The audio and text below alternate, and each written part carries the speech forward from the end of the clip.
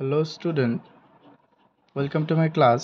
আজি মই তোমালোকৰ ক্লাছ 6 লেসন 11 ডেসিমেল ফ্ৰেকশন অৰ্থাৎ দশমিক ভগ্নাংশৰ চেপ্টাৰটোৰ আৰম্ভণি কৰিম। চোৱাচোন এই চেপ্টাৰটোত আমাক কি কৈছে বা কি দিয়া আছে। চোৱা ডেসিমেল ফ্ৰেকশন, মই ফ্ৰেকশন চেপ্টাৰটো মই আগতেও তোমালোকক কৰাই দিছিলোঁ। যে ফ্ৰেকশন মানে হ'ল আমাৰ ভগ্নাংশ। চোৱা ফ্ৰেকশনৰ কেইটামান ভাগ আছিলে, কি আছিলে? ইম্প্ৰপাৰ ফ্ৰেকশন, প্ৰপাৰ ফ্ৰেকশন এণ্ড মিক্স ফ্ৰেকশন আৰু বহুত কেইটা আছিলে। আমি এইকেইটা আগতে পঢ়ি আহিছোঁ। এতিয়া আজি আমি পঢ়িম ডেচিমেল ফ্ৰেকশন। ডেচিমেলক আমি অসমীয়াত দশমিক বুলি কওঁ। চোৱা আৰু ফ্ৰেকশনক আমি অসমীয়াত কি বুলি কওঁ? ভগ্নাংশ বুলি কওঁ। চোৱাচোন এতিয়া আমি আৰম্ভ কৰোঁ। আমাৰ প্ৰথম কেইটামান বস্তু চোৱা।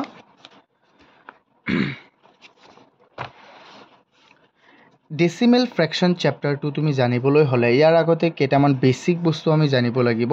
যেনে আমি ডিভাইড কেনেকৈ কৰোঁ সংখ্যাক, আমি সংখ্যা এটাক কেনেকৈ আমি হৰণ কৰিব পাৰোঁ সহজে।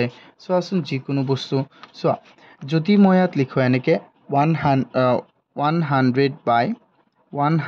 by 10, তেন্তে এইটো তুমি কি বুজিবা? তুমি এইটোক হৰণ কেনেকৈ কৰিবা? চোৱা ইয়াক তুমি হৰণ কৰিবলৈ হ'লে যিটো নেকি আমাক প্ৰথমে দিয়া থাকিব, অৰ্থাৎ যিটো লেফ্ট হেণ্ড ছাইডত থাকিব আৰু যিটো ৰাইট হেণ্ড ছাইডত থাকিব, আমি সদায় লেফ্ট হেণ্ড ছাইডৰ বস্তুটোক আমি ৰাইট হেণ্ড ছাইডৰ বস্তু দি হৰণ কৰিম। চোৱা যেনে এইটো 100 by 10 কি হ'ব? চোৱা 0 এটা কাটি গ'ল, কিমান থাকিল? ওপৰত 10 থাকিল আৰু তলত 1 থাকিল। 1টো সকলো সংখ্যাৰ তলতেই থাকে, যিকোনো সংখ্যাৰ তলতেই 1 থাকে, সেইটো তোমালোকে হয়তো জানা। মই লিখিলোঁ 2, 2ৰ তলত 1 আছে। মই লিখিলোঁ 0, 0ৰ তলতো 1 আছে। মই লিখিলোঁ -3, ইয়াৰ তলতো এটা 1 আছে আৰু সকলো সংখ্যাৰ তলতে এটা কি থাকিব? 1 এটা থাকিব। এতিয়া চাওঁ, এতিয়া আমি নেক্সট আৰু কেইটামান চাওঁ। চোৱা ইয়াত আমাক দিয়া আছে এনেকুৱা 10,000 ডিভাইডেড বাই 10 কিমান হ'ব? 1000, কাৰণ 0 এটা কাটি যাব। যেনে 10,000 ডিভাইডেড বাই 10 কিমান হ'ব? 10,000 ওপৰত যাব, 10,000 বাই 10 কিমান হ'ব? 0 আমি কাটি দিলোঁ, আমাৰ কিমান থাকিল ইফালে? 10,000ৰ পৰা কিমান হৈ গ'ল? 1000 হৈ গ'ল। চ' এইটো বুজি পাইছেনে? যেনে তোমাক যদি দিয়ে যে 200 ডিভাইডেড বাই 20 বা 25 ধৰি লোৱা দিয়া আছে, তেন্তে আমি কেনেকৈ কৰিম এইটো হৰণ? চ' আমি 200ক ওপৰ, এইটোতো মই দিয়েই দিছোঁ।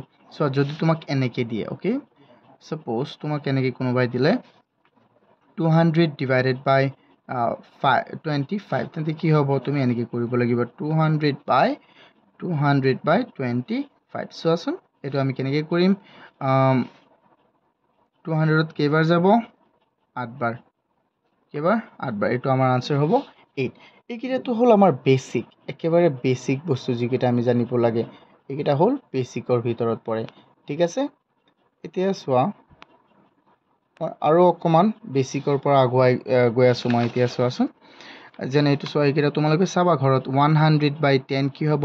চোৱা 100 বাই, এইটো মই কৰাইছোঁ। 10,000 বাই 10 কিমান হ'ব? 0 এটা কাটি যাব, কিমান? 100। 10 বাই 10, 10 ডিভাইডেড বাই 10 কিমান হ'ব? 10 ডিভাইডেড বাই 10 কিমান হ'ব? চোৱা 10 বাই 10, 0 গ'ল, তেন্তে 1 এটা থাকিল। তুমি ক'বা যে 1 বাই 1, নাই, 1ৰ তলতো এটা 1 থাকে, সেইকাৰণে আমি ইয়াক 1 বাই 1 নিলিখিম। আমি যিকোনো সংখ্যাৰ তলতে এটা 1 থাকে, সেইকাৰণে আমি তলৰ 1টো নিলিখিলেও হয়। অসুবিধা আছেনে?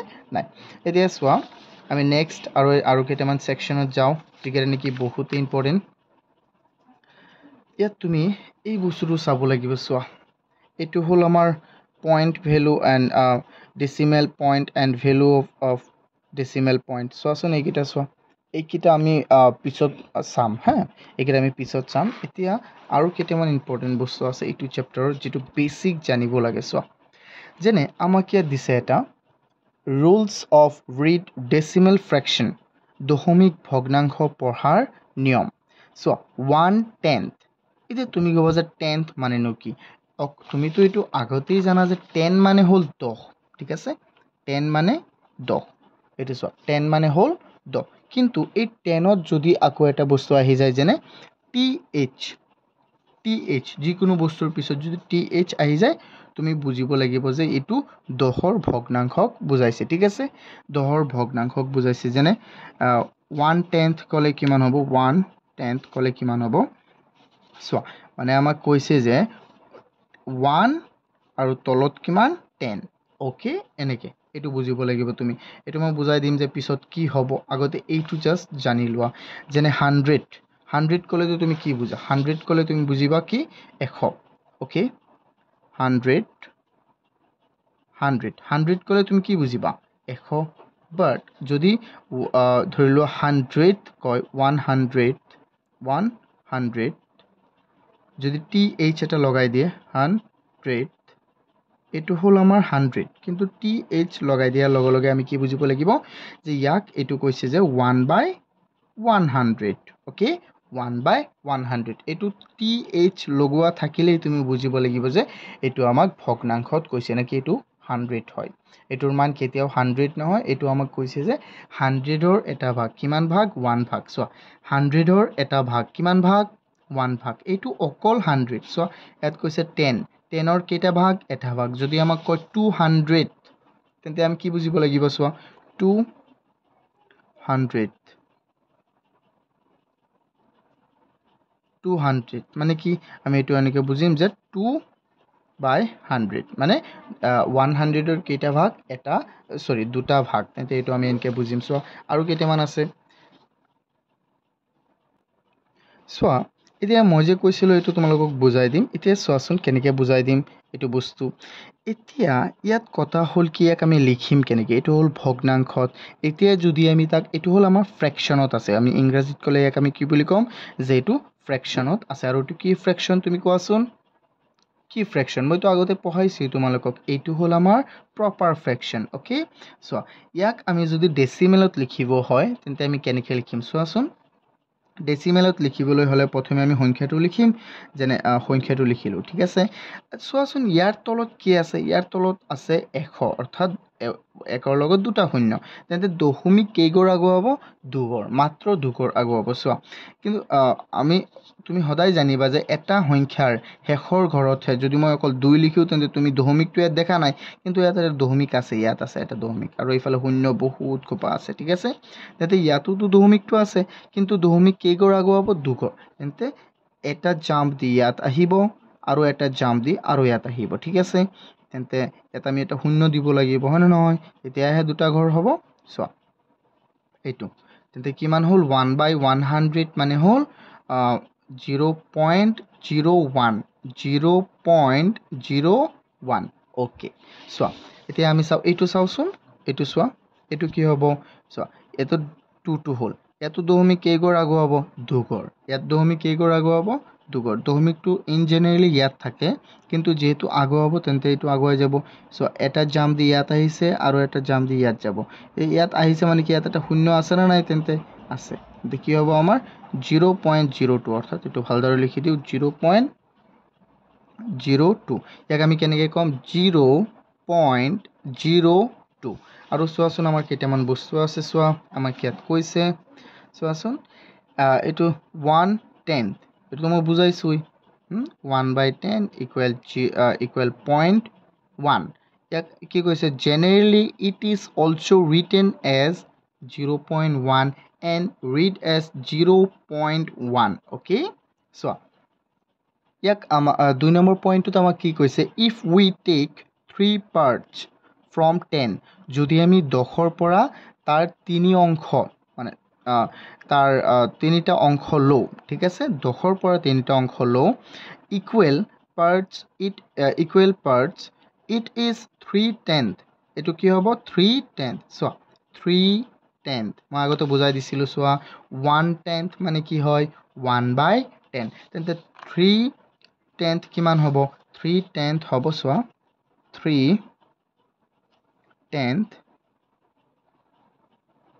3/10 কিমান হ'ব 3/10 আৰু ইয়াক আমি কেনেকৈ লিখিব পাৰিম সোৱা আমি 3 ক ৰাখিলো ইয়াত দশমিক কেইগৰ যেহেতু 10 আছে শূন্য এটা তেন্তে দশমিক কেইগৰ আগুৱাব মাত্ৰ এঘৰ তেন্তে ইয়াত দশমিক আছিলে আৰু দশমিকটো যাব ক'ত তেন্তে দশমিকটো যাব ইয়াত তেন্তে 0.03 okay So এইটো আমাক ইয়াত লিখাই দিছে so written as 3/10 it is also written as 0.3 so এটা আমাক দিয়ে দিছে it is also written as 0.3 and read as 0.3 okay so 100 এটো মই আগতে বুজাই দিছো 1/100 এটো দশমিক কেইগৰ আগত যাব দুগৰ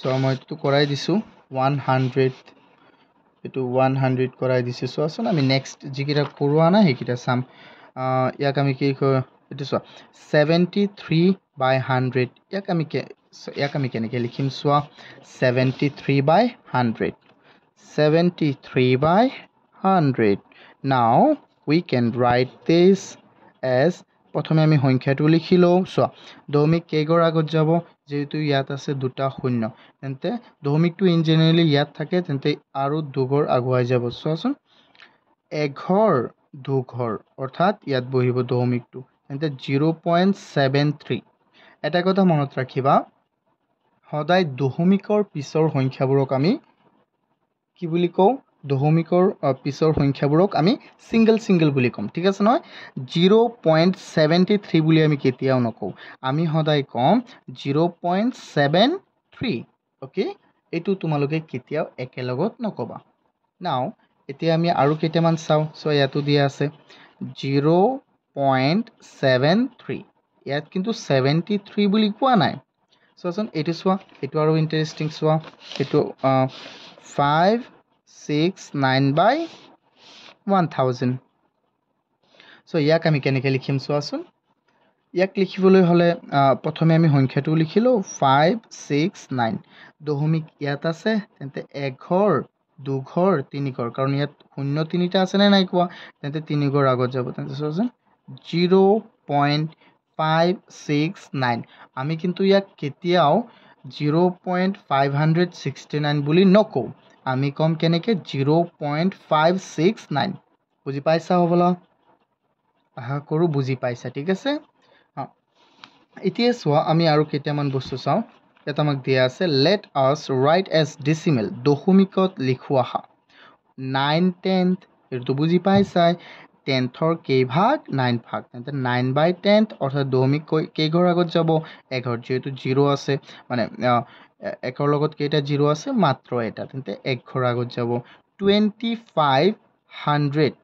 100ৰ কেইটা ভাগ 25 ভাগ তেন্তে 25/100 ইয়াক আমি ইয়াত দশমিক কেইঘৰ আগত যাব দুঘৰ তেন্তে ইয়াত দশমিকটো ইয়াত থাকে এঘৰ দুঘৰ গলে নাই কোৱা গল ইয়াক আমি কেনেকৈ কম 0.25 আকৌ নেক্সট সোৱাচোন এটা 475,000 475 so ইয়াৰ পৰা সোৱা 475 আৰু 1000 তলত কি হ'ব 1000 হ'ব ওপৰ গিটা সোৱা 475,000 তেন্তে মাত কৰিছো 475 আৰু 1000 আছিল THS আছে না নাই কোৱা আছে তেন্তে আমি 1000 টো তলত বহাম সো 1000 বহালো এতিয়া কি হ'ব সোৱা প্ৰথমে সংখ্যাটো লিখা 475 দশমিক কেইঘৰ আগত যাব সো ইয়াত আছিল দশমিকটো একঘৰ দুঘৰ তিনিঘৰ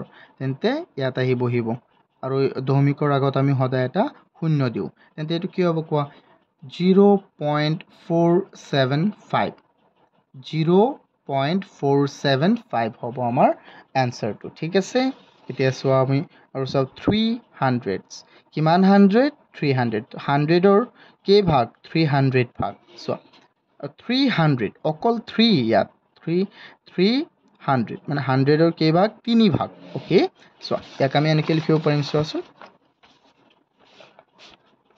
3/100 সো ইয়াক কেনেকৈ লিখিবা দশমিক কেইঘৰ আগত যাব দুঘৰ তেন্তে দশমিকটো আছে ইয়াত তেন্তে একঘৰ দুঘৰ ইয়াত এটা আমি শূন্য দিব লাগিব তে হলে নাই কোৱা 0.03 আকৌ সোৱা 8000 সো এটো কি কৈছে 8000 ঠিক আছে 8000 অকল যদি সোৱা যদি আমাৰ এইটো নিদিলে হেতেন 8000 তেন্তে 8000 হ'ব সিম্পলি 8000 হ'ব বাট ইয়াত কিন্তু THS এটা লগাই দিছে না নাই দিছে সো এইটো আমি কেনেকৈ লিখিব লাগিব 8 কিহৰ 100 হান্ড্ৰেডসৰ কেইটা ভাগ থাউজেণ্ডছৰ কেইটা ভাগ 8টা ঠিক আছে তেন্তে এইটো কি হ'ব আমি 8টো লিখিলোঁ ইয়াত দশমিক কেইঘৰ আগত যাব 3 ঘৰ তেন্তে দশমিকটো থাকেই ইয়াত কিন্তু ইয়াত আৰু 2 ঘৰ আগুৱাই যাব 1 2 3 তেন্তে চোৱা 0.008 এতিয়া কোৱাচোন আমাক ইয়াত কৈছে এটা এইকেইটা আমি কৰিম ঠিক আছে এইটো মই পিছৰ পাৰ্টটোত কৰিম ঠিক আছে এইটো যদি তোমালোকে বুজি পাইছা এইকেইটা